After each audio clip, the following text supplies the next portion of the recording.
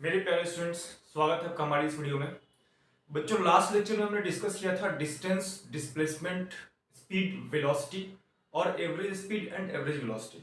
आज की इस वीडियो में हम डिस्कस करेंगे instantaneous velocity, acceleration, uniform and non uniform velocity and uniform and non uniform acceleration. अगर आप हमारी फर्स्ट वाली वीडियो को नहीं देखें तो पहले यूट्यूब पे जाएं और हमारी फर्स्ट वीडियो को देखें। टाइप करें mister IIT the physics lover kinematics lecture 1, वहां से उसको देखें, तब यहाँ से कंटिन्यू करें, क्योंकि उसको देखे बिना आपको ये समझ में नहीं आएगा। अगर आपको डिस्टेंस, डिस्प्लेसमेंट, स्पीड, वेलोसिटी का बेसिक आइडिया है, आप ड्रॉपर स्टूडेंट हैं, तो आप कंटिन्यू कर सकते हैं यहाँ से। चाहे आप जेई की प्रिपरेशन कर रहे हो, चाहे आप नीट की प्रिपरेशन कर रहे हो, या सिर्फ बोर्ड की प्रिपरेशन कर रहे हो, आप यहाँ से कंटिन्यू कर सकते हैं। जेई और नीट लेवल पे हम तैयारी करा रहे हैं। यहाँ पे हमारा मकसद यही है कि कोई भी बच्चा गांव में किसी कस्बे में रह रहा हो, उसके पास प्रिपरेशन करने के लिए पैसे ना हो, बड़े इंस्टीट्यूट में जाने के लिए पैसे ना हो, वो फ्री ऑफ कॉस्ट हमारी इस वीडियो से स्टडी कर सकता है। आइए स्टार्ट करते हैं इंस्टेंटेनियस वेलोसिटी। मेरा नाम निशांत कुमार है और आप यूट्यूब पे मुझे mister IIT the physics lover के नाम से जानते हैं। स्टार्ट कर रहे हैं इंस्टेंटेनियस वेलोसिटी।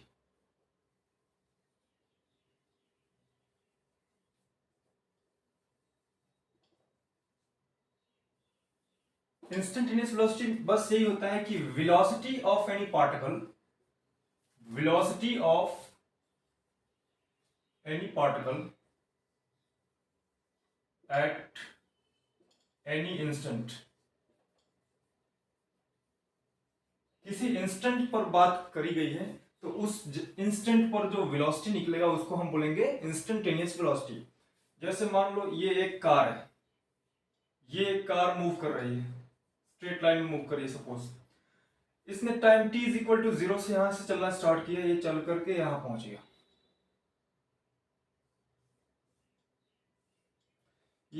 इस पोजीशन पे पहुंचने में मैंने माना इसको t is equal to 100 second लगा। तो अगर ये इस पूरी जर्नी में हम वेलोसिटी की बात करेंगे तो वो होगा एवरेज वेलोसिटी, जो लास्ट क्लास में आप लोग पढ़ चुके हो। एवरेज वेलोसिटी का फॉर्मूला होता है total displacement upon total time. Average velocity is equal to total displacement upon total time, या फिर इसी को लिखते हैं हम v1 प्लस v2 बाई 2। अगर इंस्टेंटेनियस की बात करें हम, v इंस्टेंटेनियस, तो इस केस में जो डेल्टा t होता है, delta t tends to 0। Last class में मैंने आपको बताया था कि जो वेलोसिटी होता है वो delta x upon delta t भी होता है। इसको rate of change of position with respect to time बोलते हैं। तो डेल्टा t टेंड्स टू 0, जब ये कंडीशन फिजिक्स में आता है तो हम यहां पर लिख देते हैं डेल्टा t को रिप्लेस कर देते हैं हम dt से। तो v इंस्टेंटेनियस जो होगा वो जब डेल्टा t dt से रिप्लेस हो जाएगा तो डेल्टा x भी dx से रिप्लेस हो जाएगा। यहां लिख दे रहे हैं delta x will also be replace to dx। v instantaneous is equal to dx upon dt हो जाएगा। देख सकते हैं यहाँ पे अगेन dx अपॉन dt को हम बोलते हैं rate of change of position with respect to time, जब change in time is nearly about to 0। Change in time is nearly about to 0 उस वक्त के लिए डिफाइंड है।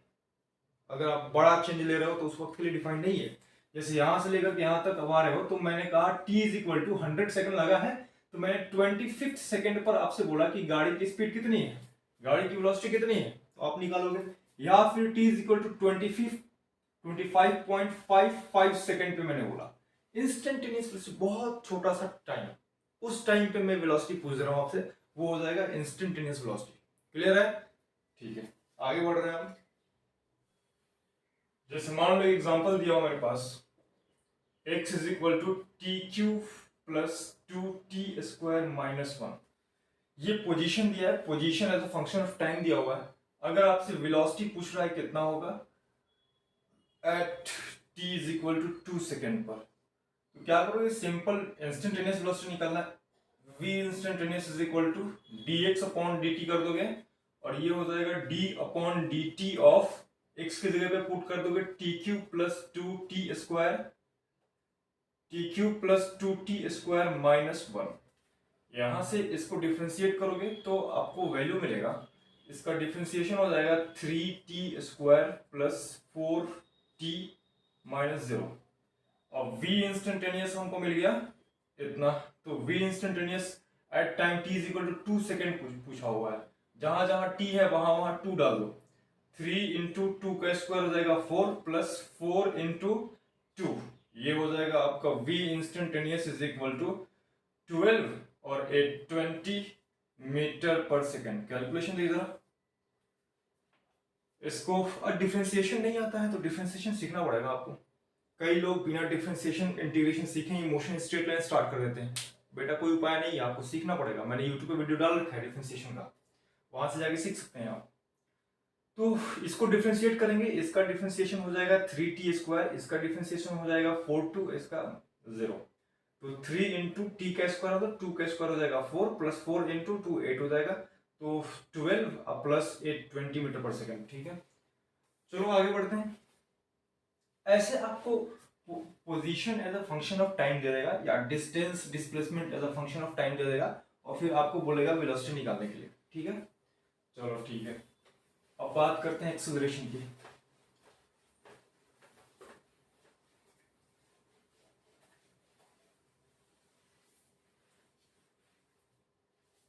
Acceleration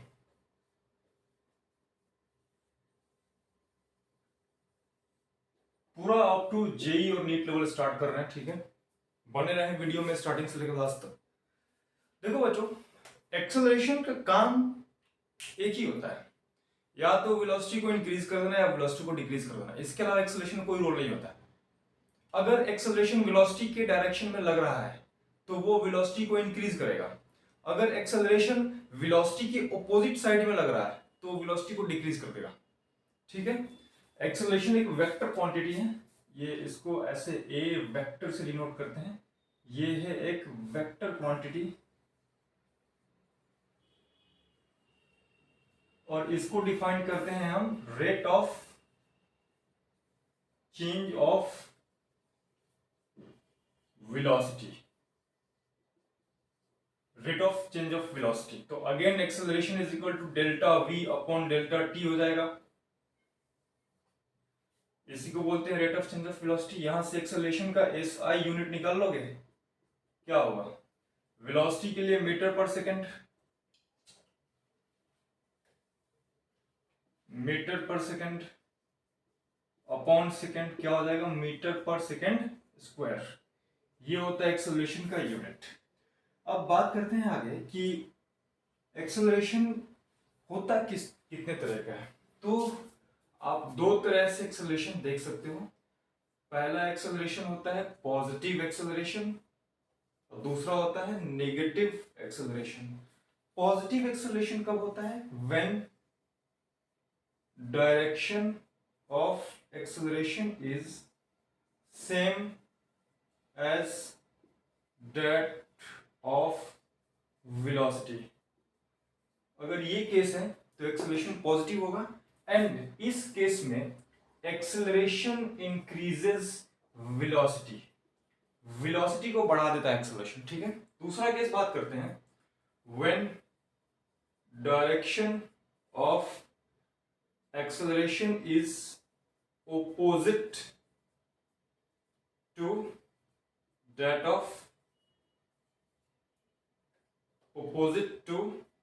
that of velocity। इस केस में एक्सेलरेशन जो होगा वो वेलोसिटी को घटा देगा। Acceleration decreases velocity. ठीक है, एक्सेलरेशन डिक्रीजेस वेलोसिटी। ये ऑब्जेक्ट है, एग्जांपल ले लें। एग्जांपल, ये एक कार है, ये कार मूव कर रही है ऐसे v इज इक्वल टू मान लिया 10 मीटर पर सेकेंड से राइटवर्ड मूव कर रही है। ठीक है, एक्सेलरेशन इसी डायरेक्शन में चल रहा है, एक्सेलरेशन की डायरेक्शन भी सेम है, तो ये एक्सेलरेशन वेलोसिटी को इंक्रीज कर देगा। अब ये सेम कैसे होगा? सेम डायरेक्शन में जो आप कार चलाते हो तो कार का पैर से एक्सेलरेटर दबा दोगे। ठीक है, तो दबा दोगे तो उस केस में एक्सेलरेशन वेलोसिटी की डायरेक्शन में ही लग रहा है। हम अज्यूम करके चल रहे हैं, ऐसा रियलिटी में होता नहीं है पर अजम्पशन है हमारी कि हाँ इस केस में एक्सेलरेशन की डायरेक्शन वेलोसिटी की डायरेक्शन के सेम है। दूसरा नंबर देखो, जब कार में तुम ब्रेक को अप्लाई करोगे तो उस केस में एक्सेलरेशन वेलोसिटी की ऑपोजिट डायरेक्शन में हो जाएगा। ये है कार मूव कर रहा है v is equal to 10 metre per second से, ऑपोजिट डायरेक्शन में एक्सेलरेशन लग जाएगा, जो भी एक्सेलरेशन की वैल्यू यहाँ पर डाल दोगे, ठीक है। तो इस केस में वेलोसिटी इंक्रीज करेगा, यहाँ पर यहाँ पे वेलोसिटी इंक्रीज कर रहा है, इस केस में वेलोसिटी डिक्रीज करेगा, ऑपोजिट डायरेक्शन में लगा हुआ है, ठीक है। ये ध्यान रखोगे। अब इसका सबसे अच्छा अंडरस्टैंडिंग हमको मिल सकती है मोशन अंडर ग्रेविटी से। जैसे कोई ऑब्जेक्ट है, इस ऑब्जेक्ट को मैंने कुछ हाइट से ड्रॉप किया, मैंने इसको एक हाइट पे पकड़ करके इसको छोड़ दिया, ये नीचे की तरफ ड्रॉप हो रहा है। तो आप पहले से 9th क्लास में ही पढ़े होंगे, नहीं पढ़े हो तो अभी पढ़ दो कि अर्थ के पास एक ग्रेविटेशनल फोर्स होता है, और वो जो ग्रेविटेशनल फोर्स होता है वो मास इनटू एक्सेलरेशन के बराबर होता है। तो यहाँ पर force is equal to mass into acceleration. तो जी क्या है? जी है एक्सेलरेशन ड्यू टू ग्रेविटी। तो ये जी एक एक्सेलरेशन है जो डाउनवर्ड लग रहा है, ठीक है। डाउनवर्ड डायरेक्शन को पॉजिटिव मान लिया, तो डाउनवर्ड पॉजिटिव एक्सेलरेशन लग रहा है। इस ऑब्जेक्ट को जब मैंने एक हाइट से ड्रॉप किया तो जरा देखो, ये ऑब्जेक्ट यहाँ पर जब था तो नीचे की तरफ मूव कर रहा है, डाउनवर्ड वेलोसिटी है इसकी, और इस ऑब्जेक्ट पर डाउनवर्ड एक्सेलरेशन लग रहा है। तो इसकी वेलोसिटी डाउनवर्ड जब ये फॉल होगा तो इंक्रीज करेगी। नहीं समझ में आया? कोई बात नहीं, इतना नोट कर लो। नोट करने के बाद आओ आगे समझाते हैं थोड़ा अच्छे से। मैं मिटा रहा हूं इसको।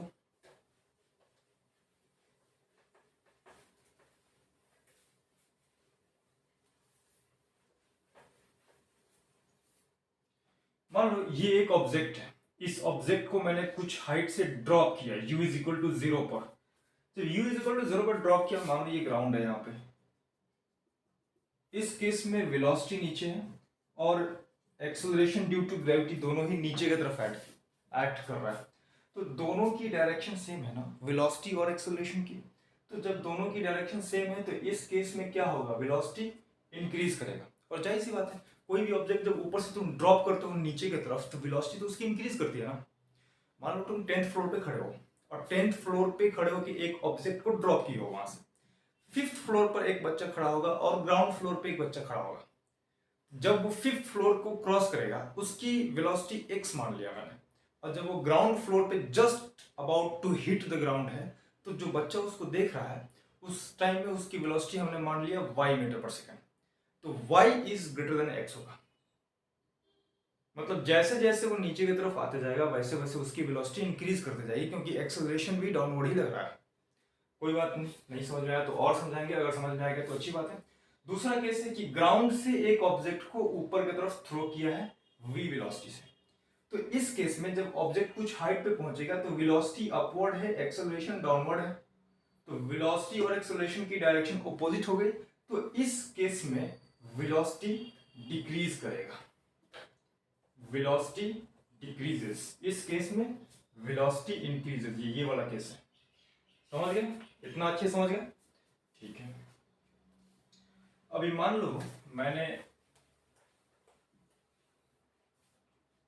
ये ऑब्जेक्ट लिया, एक ऑब्जेक्ट, या इस ऑब्जेक्ट को ड्रॉप किया u इज इक्वल टू 0 से, और यहाँ पर g तो पता ही है, g की value 9.8 metre per second square होती है। इसको अप्रोक्सीमेटली हम 10 मीटर पर सेकेंड स्क्वायर बोल सकते हैं। क्या मेरा कैमरा अच्छे से काम कर रहा है?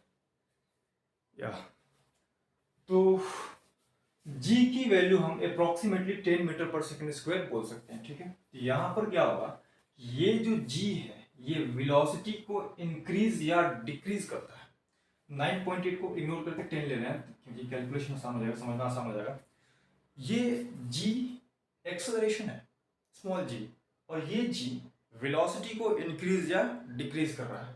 तो जब हम ऑब्जेक्ट को ड्रॉप किए तो 10 metre per second upon second, क्या हम एक्सेलरेशन को ऐसे लिख सकते हैं?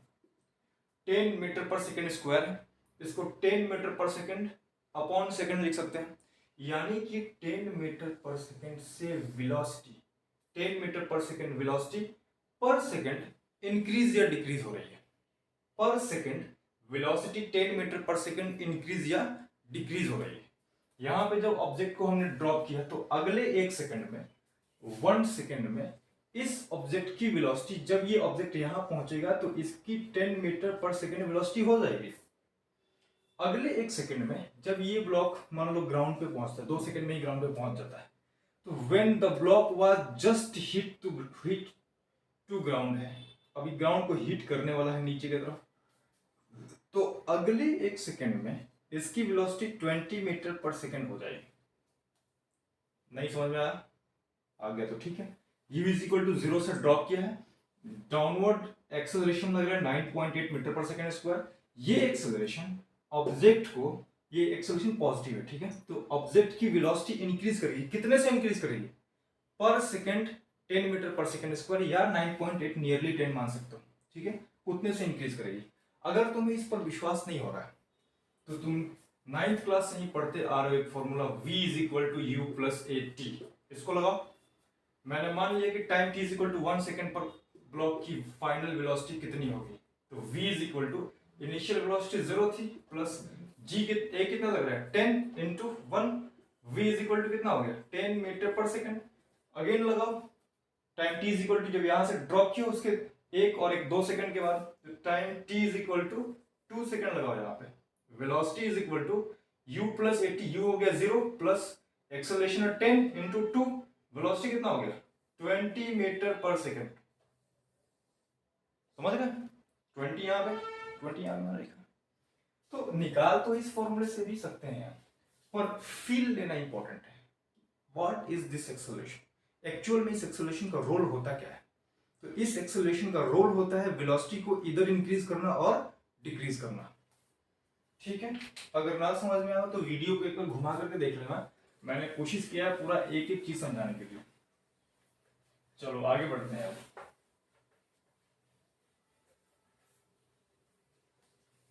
अब हम बात करते हैं यूनिफॉर्म वेलोसिटी की।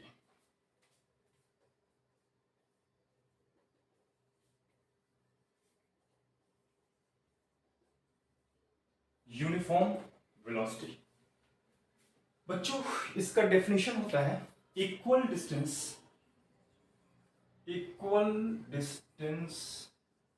इन इक्वल टाइम इंटरवल।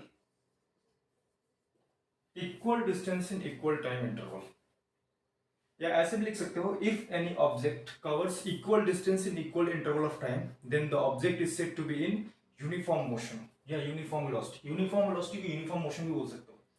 इसको जरा समझते हैं एक डायग्राम से। ये एक ऑब्जेक्ट मान लो यहां से कार है, चलना स्टार्ट की, ये स्ट्रेट लाइन में मूव कर रहा है। इस पॉइंट को मैंने ए नाम दिया, B C D E F. Equal distance मान लिया 5 मीटर यहाँ पे, 5 मीटर यहाँ पे, 5 मीटर यहाँ पे, 5 मीटर यहाँ पे और 5 मीटर यहाँ पे। मान लो ए से बी में उसको 1 सेकंड लगा, again 1 second, 1 second, 1 second, 1 second. तो यहाँ पर वेलोसिटी कितना होगा ए से बी के बीच में? वेलोसिटी होगा 5/1, डेट इज, इसको v1 बोल दिया, 5 मीटर पर सेकंड। यहाँ पर कितना होगा velocity? v2 is equal to again distance upon time 5 metre per second. यहाँ पर v3 कितना होगा? Distance upon time 5 metre per second. यहाँ v4 कितना होगा? Distance upon time 5 metre per second. यहाँ भी डिस्टेंस अपॉन टाइम, यानी कि जो v5 है वो हो जाएगा 5 मीटर पर सेकंड। देखो जरा गौर से देखो, वेलोसिटी कांस्टेंट है, 5 मीटर पर सेकंड ही पूरी की पूरी जर्नी बनाएगी।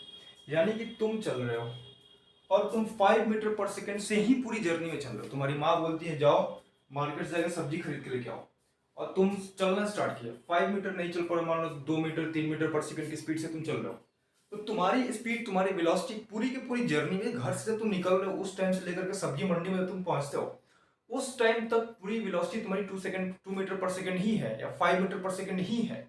तो उस केस में तुम यूनिफॉर्म वेलोसिटी से ट्रेवल कर रहे हो, मतलब equal distance in equal interval of time होगा। यहां से देख लो, equal distance in equal interval of time, ये equal time interval, equal distance 5 metre 5 metre 5 metre 5 metre 5 metre, equal time 1 second 1 second 1 second 1 second 1 second. Velocity constant है, इस पूरी journey में वेलोसिटी क्या है, कांस्टेंट है, और इस कांस्टेंट वेलोसिटी को ही हम बोलते हैं यूनिफॉर्म वेलोसिटी। जरा बात करो अब कि क्या डेल्टा वी की वैल्यू कुछ आएगी। डेल्टा का मतलब change in velocity. v2 minus v1 कर देते हैं हम, 5 minus 5, v2 5 v1 5, that is equal to 0। Again निकाल देते हैं, delta v is equal to v4 minus v3, v4 minus v3, ये हो जाएगा 5 माइनस 5 इज इक्वल टू 0। देख रहे हो यहाँ पे 0 मीटर पर सेकंड लगा दो, मीटर पर सेकंड लगा दो, तो डेल्टा v हमेशा 0 है। तो जब चेंज इन वेलोसिटी 0 है तो क्या एक्सेलरेशन 0 नहीं हो गया। Acceleration is equal to delta v upon delta t होता है, जब डेल्टा v 0 तो एक्सेलरेशन 0, यानी कि यूनिफॉर्म वेलोसिटी में एक्सेलरेशन 0 होता है, पार्टिकल की पास कोई एक्सेलरेशन नहीं होती है। चलो अच्छी बात है, मिटा रहे इसको, पॉज करके इसको नोट कर लो।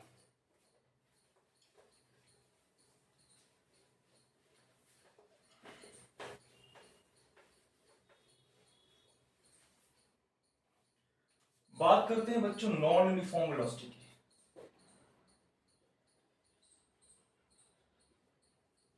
अभी स्टार्टिंग में थोड़ा सा हम लोगों को कवर करना है, ज़्यादा थ्योरेटिकल पोर्शंस, इस वजह से मैं न्यूमेरिकल नहीं करा रहा हूँ। अभी यहाँ पे न्यूमेरिकल कुछ खास बनेगा भी नहीं। जब हम मोशन अंडर ग्रेविटी पढ़ेंगे या नॉन यूनिफॉर्मली एक्सेलरेटेड मोशन जब पढ़ेंगे तो वहाँ पे बहुत सारे न्यूमेरिकल्स बनते हैं। काइनेमेटिक इक्वेशंस पढ़ लेंगे जब हम, तो वहाँ पे बहुत सारे न्यूमेरिकल्स बनेंगे, ठीक है। अभी यहाँ पे जैसे पढ़ा रहे हैं वैसे पढ़ते जो साथ साथ में। नॉन यूनिफॉर्म वेलोसिटी, इसका डेफिनेशन होता है unequal distance in equal interval of time, unequal distance in equal interval of time. तो ये जस्ट ओपोजिट होगा पहले वाले के। यहां से कार जो है चलना स्टार्ट की, मान लो वे वेलोसिटी से, तो सॉरी चलना स्टार्ट की, u इज इक्वल टू इसकी जो भी है मान लो u वेलोसिटी से, तो इस पॉइंट को मैंने a बोला, b c d e f, unequal distance बोला है। मान लिया पहले a से b तक आने में उसको 2 मीटर डिस्टेंस लगे, फिर यहाँ से यहाँ 5 मीटर, फिर ये हो गया 10 मीटर, फिर ये हो गया 17 मीटर, और ये हो गया मान लिया मैंने 30 मीटर। टाइम लग रहा है यहाँ पे 1 सेकेंड, 1 सेकेंड ही लगिए, कोई बात नहीं, छोड़ो। टाइम मतलब इक्वल टाइम ना बोलोगे तब भी ठीक है, अनइक्वल इंटरवल ऑफ टाइम भी बोल सकते हो, यहाँ पे कुछ भी डाल सकते हो, बाद में निकाल सकते हो, लेकिन कैलकुलेशन आसान हो गया इसलिए मैंने 1 सेकेंड में लिया। तो यहाँ पर v1 कितना हो गया, distance upon time 2 metre per second. v2 कितना होगा, distance upon time 5 metre per second. v3 कितना होगा, distance upon time 10 metre per second. v4 कितना होगा, distance upon time 17 metre per second. v5 कितना होगा, distance upon time 30 metre per second. यहां आते थे वेलोसिटी बहुत ज्यादा हो गई, 30 metre per second.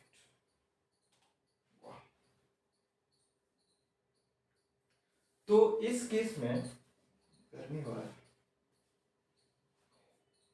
Fan AC नहीं चलाते इस वजह से, क्योंकि यहाँ पे आवाज करने लगता है, वीडियो में आवाज आ जाता है। तो इस केस में जरा गौर करो कि वेलोसिटी कांस्टेंट नहीं है, वेलोसिटी कांस्टेंट नहीं है, वेलोसिटी वेरी कर रहा है, 2 5 10 17 30। वेलोसिटी नॉट कांस्टेंट, वेरिएबल है। अगर कांस्टेंट नहीं है तो इस वेलोसिटी को हम नॉन यूनिफॉर्म वेलोसिटी बोलते हैं, ठीक है, नॉन यूनिफॉर्म वेलोसिटी। बच्चों जरा गौर से बताओ कि नॉन यूनिफॉर्म वेलोसिटी होगा तो डेल्टा वी के बारे में कुछ टिप्पणी कसी आप लोग। डेल्टा वी क्या होगा, फाइनल माइनस इनिशियल होता है, v2 minus v1, v2 minus v1, 5 minus 2 is 3 metre per second. Delta v again हम ले लेते हैं v4 माइनस v3, कितना होगा v4 minus v3, 17 minus 10 is 7 metre per second. मतलब कोई भी कहीं भी तुम डेल्टा v निकालो, किसी भी इंस्टेंट पर चेंज इन वेलोसिटी निकालोगे, वो जीरो नहीं होगा। जब जीरो नहीं होगा, एक्सेलरेशन को तुम जानते हो delta v upon delta t होता है। तो डेल्टा v जीरो नहीं है तो एक्सेलरेशन इज नॉन जीरो, यानी कि एक्सेलरेशन की कुछ ना कुछ वैल्यू होगी। नॉन यूनिफॉर्मली एक्सेलरेटेड मोशन या नॉन यूनिफॉर्म वेलोसिटी में एक्सेलरेशन की वैल्यू जीरो नहीं होती है। नॉन यूनिफॉर्म वेलोसिटी को नॉन यूनिफॉर्म मोशन भी बोल सकते हो, ठीक है। तो यूनिफॉर्म वेलोसिटी को यूनिफॉर्म मोशन भी बोल सकते हो। इसकी बातें मैंने आपको बता दिया है, और इनके जो ग्राफ्स हैं वो मैं एक सेपरेट वीडियो बनाऊंगा ग्राफ पे, ठीक है। काइनेमेटिक्स ऑफ ग्राफ बोलेंगे उसको, और उस वीडियो में आपको सारी की सारी चीजें बताई जाएगी कि uniform velocity non uniform velocity कैसे होती है, कब किसका ग्राफ कैसा होता है। अभी यहाँ पे बेसिक बेसिक चीजें सीखते चलो, ठीक है। इसको नोट डाउन करो, मैं जरा इसको पानी पिलाऊं। यूनिफॉर्म एक्सेलरेशन का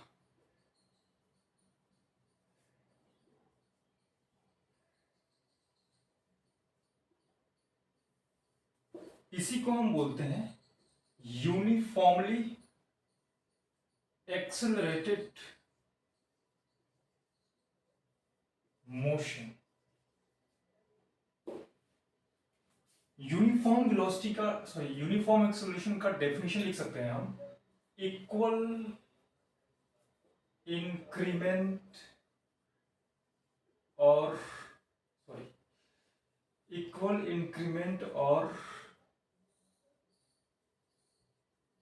decrement of velocity in equal interval of time. इसको हम बोल सकते हैं यूनिफॉर्म एक्सेलरेशन, इक्वल इंक्रीमेंट और decrement of velocity in equal interval of time. Again इसका एक डायग्राम बनाते हैं। देखो मैंने लास्ट में बताया, कुछ देर पहले तुम्हें बताया था कि जो एक्सेलरेशन होगा उसका काम होगा वेलोसिटी को इंक्रीज करना या वेलोसिटी को डिक्रीज करना, राइट। यहां पर इस केस में acceleration, a body is said to be in uniformly accelerated motion जब एक्सेलरेशन क्या करेगा, वेलोसिटी को इक्वली इंक्रीज या इक्वली डिक्रीज करेगा। या फिर इसका रिवर्स भी सोच सकते हो, जब वेलोसिटी इक्वली इंक्रीज और इक्वली डिक्रीज होगा तो उस केस में हम क्या बोलेंगे, यूनिफॉर्मली एक्सेलरेटेड मोशन, ठीक है। ये एक लाइन बना दिया मैंने, आप इसको थोड़ा और लंबा कर देते हैं। ये पॉइंट है ए, B, C, D, E, F. यहां से एक गाड़ी चलना स्टार्ट की और इस गाड़ी की इनिशियल वेलोसिटी 0 मान लिया। जब वो ए पॉइंट से चलना स्टार्ट किया, ठीक है, जब वो गाड़ी बी पॉइंट पे पहुंचेगी तो मैंने मान लिया इसकी वेलोसिटी 5 मीटर पर सेकेंड है। बी से सी के बीच में, या बी से चल करके जब सी पर पहुंचा तो उसकी वेलोसिटी 10 मीटर पर सेकेंड हो गई। यहाँ पर 15 metre per second, 15 metre per second, यहाँ पर 20 मीटर पर सेकेंड, यहाँ पर 25 मीटर पर सेकेंड। देख रहे हो, इक्वली इंक्रीज हो रहा है हर इंटरवल में। मतलब यहाँ पे 5 metre per second, 10 metre per second, 15 metre per second, 20 metre per second and 25 metre per second. यहाँ टाइम दे रहे हैं 5 second, 5 second, 5 second, 5 second, 5 second, ठीक है। कह रहा है कि इक्वल इंक्रीमेंट और डिक्रीमेंट, हमने यहाँ पे इंक्रीमेंट लिया है, तुम डिक्रीमेंट भी ले सकते हो। इक्वल इंक्रीमेंट और decrement of velocity in equal interval of time, equal interval of time ले लिया मैंने, ठीक है। इक्वल इंक्रीमेंट इन वेलोसिटी लिया है। इस केस में अगर एक्सेलरेशन a1 की बात करें हम तो कितना होगा, velocity upon time 1 metre per second square. इस केस में अगर हम a2 की बात करें तो कितना होगा, वेलोसिटी अपॉन टाइम, या फिर ऐसे लिख सकते हो, sorry, acceleration is equal to delta v upon t होता है, डेल्टा डी, और t2 माइनस t1 भी लिख सकते हो, डेल्टा टी भी लिख सकते हो। तो acceleration is equal to delta v upon t, मतलब क्या होगा, v2 minus v1 upon T. तो v2 minus v1 upon T कब होगा, जब ऑब्जेक्ट ए पॉइंट से चल के बी पॉइंट पे पहुंचा, तो यहाँ पे इसकी वेलोसिटी 5 मीटर पर सेकेंड हो गई। तो 5 माइनस जीरो करना है, v2 माइनस v1 मतलब 5 माइनस जीरो अपॉन टी, तो ये अपना 1 आ रहा है, ठीक है। a2 कितना होगा, जब यही ऑब्जेक्ट बी से चल करके वापस फिर सी पे पहुंचा, तो इसकी वेलोसिटी है 10 माइनस बी पॉइंट पे जब ऑब्जेक्ट था तो वेलोसिटी कितना था 5 अपॉन टाइम कितना है 5। तो a2 कितना होगा 1 मीटर पर सेकेंड स्क्वायर। इस केस में बात करें हम a3 तो कितना होगा, जब ये कार डी पॉइंट पे पहुंचा तो इसकी वेलोसिटी होगी 15 माइनस सी पॉइंट पे जब था तो उसकी वेलोसिटी कितनी थी 10 अपॉन 5। तो ये a3 कितना होगा 1 metre per second square. Again ऐसे ही a4 निकालो, a4 होगा आपका 20 माइनस 15, 20 माइनस 15 अपॉन 5। तो a4 इज इक्वल टू, ये अगेन 1 मीटर पर सेकंड आएगा, a5 भी 1 मीटर पर सेकंड आएगा। तो गौर से देखो जरा, एक्सेलरेशन कांस्टेंट है, एक्सेलरेशन बढ़ नहीं रहा है, घट नहीं रहा है। तो ये जब ये केस आएगा, ये वाले इक्वल इंक्रीमेंट और decrement in velocity in equal interval of time, तो उस केस में वेलोसिटी एक्सेलरेशन कांस्टेंट रहेगा। या फिर रिवर्स भी सोच सकते हो, जब एक्सेलरेशन कांस्टेंट रहेगा तो इक्वल इंक्रीमेंट इन वेलोसिटी आएगा, या इक्वल डिक्रीमेंट भी आ सकता है। तुम ऐसा काम करो, एक अभी यहाँ पे 25 ले लो, यहाँ 20 ले लो, 15 ले लो, 10 ले लो, 5 ले लो, ऐसा रिवर्स कर दो तो इक्वल डिक्रीमेंट इन वेलोसिटी हो जाएगा। अभी कॉपी पे ट्राई करो, ठीक है। Equal decrement in velocity upon time होता है। दूसरी एक चीज ध्यान रखना, यहाँ पे मैंने टी लिया है, तुम चाहो तो डेल्टा टी ले सकते हो। यहाँ पे डेल्टा टी हुआ तो क्या होगा, यहाँ पे 5 सेकंड होगा तो यहाँ पे 10 सेकंड हो जाएगा, यहाँ पे 15 सेकंड हो जाएगा, यहाँ पे 20 सेकंड हो जाएगा। इस तरीके से कर सकते हो। अगेन डेल्टा टी का टी2 माइनस टी1 हो जाएगा, तो टी2 माइनस टी1 करोगे तो यहाँ पे जैसे v2 माइनस v1 हुआ है वैसे टी2 माइनस टी1 हुआ है, बात बराबर हो जाएगी, एक्सेलरेशन कांस्टेंट ही आएगा, करके देख लो। तो अब इससे क्या पता चला, इससे पता चला कि एक्सेलरेशन जो है वो कांस्टेंट है, और एक्सेलरेशन कांस्टेंट होगा तो इसको क्या बोलेंगे हम, uniform acceleration.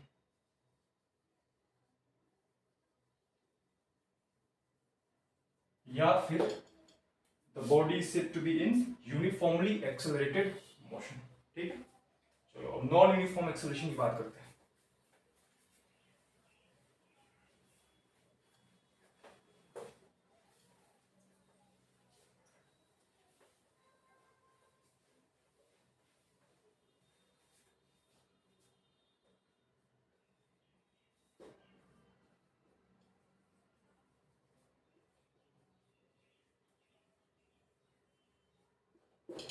Non uniform acceleration, इसका अच्छा इसको बोलते हैं हम non uniformly accelerated motion. Non uniformly accelerated motion, इसमें होता है अनइक्वल इंक्रीमेंट और decrement of velocity in equal interval of time. Unequal increment और decrement of velocity in equal interval of time, इसको क्या बोलेंगे हम, नॉन यूनिफॉर्म एक्सेलरेशन। आओ बात करते हैं यहाँ पे एक डायग्राम बना के। अगर ये एक स्ट्रेट लाइन ले लिया, इस पॉइंट को ए बोला, यहां से कार चलना स्टार्ट की, इस पॉइंट पर कार की इनिशियल स्पीड 0 है, B C D E F.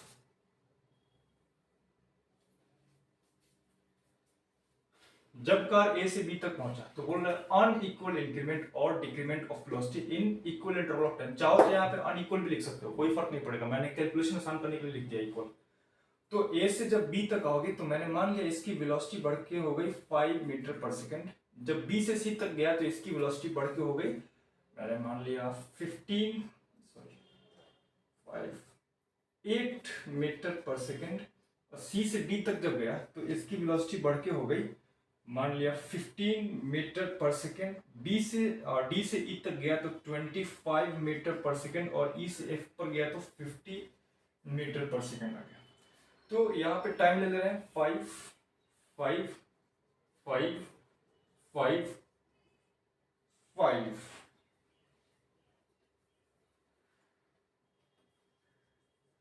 A1 कितना होगा 5/5, या ऐसे लिख सकते हो V2 minus V1 upon T. V2 यहाँ पर जब ये कार B पॉइंट पे पहुंचा तो उसकी वेलोसिटी बढ़ के 5 हो गई है। 5 माइनस 0 करेंगे, 5 माइनस 0 अपॉन 5, एक्सेलरेशन कितना है 1 मीटर पर सेकेंड स्क्वायर है। ठीक है, फिर उसके बाद यहाँ पर A2 कितना होगा 8 माइनस 5, तो 8 माइनस 5 हो गया 3/5, तो ये हो गया 0.6 मीटर पर सेकेंड स्क्वायर। यहाँ पर A3 कितना होगा 15 माइनस 8, तो 7/5, ये कितना होगा 1.4 मीटर पर सेकेंड स्क्वायर। यहाँ पर A4 कितना होगा 25 माइनस 15, 10/5, 10/5, ये कितना हो गया 2 मीटर पर सेकेंड स्क्वायर। यहाँ पर कितना होगा A5, गौर से जल्दी से बताओ 25/5 कितना होगा 50 माइनस 25/5 यानी कि 25/5 यानी कि 5 मीटर पर सेकेंड स्क्वायर। जरा गौर से देखो, एक बार वेलोसिटी डिक्रीमेंट हुआ है उससे कोई फर्क नहीं पड़ता। तुम यहाँ पे चाहो तो यहाँ पे कुछ और वैल्यू डाल सकते हो, 10 डाल सकते हो, यहाँ पे 12 डाल सकते हो, ठीक है, तो उससे कोई फर्क नहीं पड़ेगा, वो वैल्यू गलत डाला गया है तो बात बराबर ही है। हुआ क्या है यहाँ पे, हुआ ये है कि यहाँ पर जब गाड़ी u=0 पर चलना स्टार्ट किया तो इस गाड़ी का वेलोसिटी सॉरी एक्सेलरेशन जो है वो कांस्टेंट नहीं है। 1.6 1.4 2 1.5 वेलोसिटी सॉरी एक्सेलरेशन जो है वो एक बार घटा है फिर बढ़ रहा है। मान लो यहाँ से कार चलना स्टार्ट किया, ये कार जब बी पॉइंट क्रॉस करके सी पॉइंट पे जाने वाला था, बीच में ब्रेकर आ गया, कार वाले ने ब्रेक लगा दिया, एक्सेलरेशन थोड़ी घट गई, फिर एक्सेलरेशन बढ़ गई और बढ़ी और बढ़ी, एक्सेलरेशन बढ़ रही है, ठीक है। तो एक्सेलरेशन कांस्टेंट नहीं है, तो इस चीज को कैसे हम यहाँ पे लिख सकते हैं, एक्सेलरेशन जो है वो नॉट कांस्टेंट है। अगर कांस्टेंट नहीं होगा तो इस केस में इसको हम बोलेंगे नॉन यूनिफॉर्म एक्सेलरेशन, ठीक है। ये था हमारा आज का लेक्चर, इसमें हमने डिस्कस किया, आपको बता दे रहा हूँ कौन कौन सा टॉपिक डिस्कस हुआ है। इसमें डिस्कस किया था हमने इंस्टेंटेनियस वेलोसिटी, एक्सेलरेशन, और उसके बाद हमने uniform velocity, uniform acceleration, non uniform uniform velocity, non uniform velocity, uniform acceleration और नॉन यूनिफॉर्म एक्सेलरेशन की बात किया, ठीक है। एक चीज बीच में छूट गया, गलती से बीच में छूट गया, फ्लो में ध्यान नहीं आया, वो था इंस्टेंटेनियस एक्सेलरेशन, तो उसको यहाँ पे लगा दे रहे हैं हम इंस्टेंटेनियस एक्सेलरेशन। आप उसको अपने नोट्स में चिपका लेना है।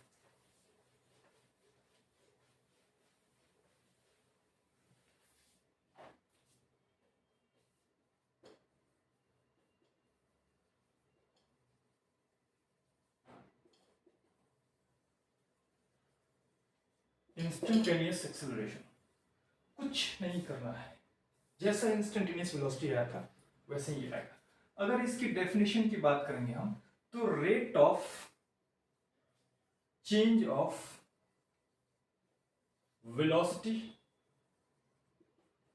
When time interval is nearly about zero, पूरा जीरो नहीं बोला है, नियरली अबाउट जीरो। तो एक्सेलरेशन को हम delta v upon delta t लिखते हैं, अगर डेल्टा टी टेंड्स टू 0 होगा तो यही एक्सेलरेशन dv अपॉन dt हो जाएगा। ठीक है, dv अपॉन dt हो जाएगा। डेल्टा v को हम रिप्लेस कर देंगे dv से और डेल्टा t को रिप्लेस कर देंगे dt से। When delta t tends to 0, ये होता है एक्सेलरेशन इंस्टेंटेनियस एक्सेलरेशन। मान लो एक क्वेश्चन दिया है, velocity is equal to t cube plus 3, find acceleration at t is equal to 2 second. Question नहीं करना है, acceleration a is equal to, ये क्वेश्चन मान लो, acceleration a is equal to dv upon dt करना है। d upon dt of v की values यहां डालो, टी क्यूब प्लस 3, यहां से एक्सेलरेशन निकालोगे। ये dv अपॉन dt क्या है? Differentiation of velocity with respect to time. Differentiate कर दो इसको, कितना होगा 3t square plus 0। Constant term का एक्सेलरेशन 0 होता है, इसका हो जाएगा 3t स्क्वायर। तो यहाँ पे बोला है time t is equal to 2 second, यहाँ पे 2 डालो, acceleration is equal to 3 into 2 का स्क्वायर। 2 का स्क्वायर कितना होगा 4, तो एक्सेलरेशन कितना होगा 12 metre per second square. This is acceleration. तो इस तरह से आपसे क्वेश्चन पूछे जा सकते हैं। ये था आज का टॉपिक, और अगर आपको कोई टॉपिक ना समझ में आया तो वीडियो को घुमा फिरा के देख लो। मैंने अपनी तरह से पूरी की पूरी कॉन्सेप्ट डिलीवर करने की कोशिश की।